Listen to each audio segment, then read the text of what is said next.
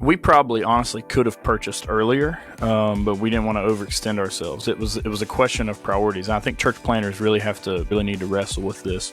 How soon are we going to prioritize real estate? And I think if you over prioritize it, you can really cast a wrong vision to your people. If you under prioritize it, I think you can sell a lack of permanency to some people. But then the philosophical choice of wherever you land, I think if you own it well, you can do it well.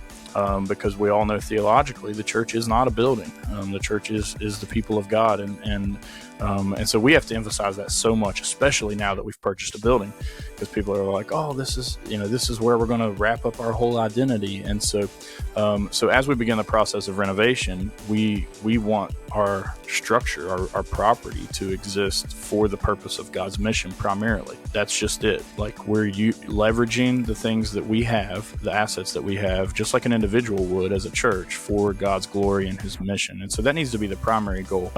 But then there's some community benefit that can come with that as well. So like one of the things we're going to do at our building is we're going to let freestanding business have the front portion of it so that we can open a coffee shop. You can't get a cappuccino or a latte or anything like that in our town. That just doesn't exist. You got to drive out of our town. And so that's coming to our town. People aren't going to know what it is. They'll love it once they figure out that a coffee shop is a thing. Wow. So we'll have like that business that'll be open like Monday through Saturday. And our hope is that we have non-Christian people kind of passing through the doors of our building.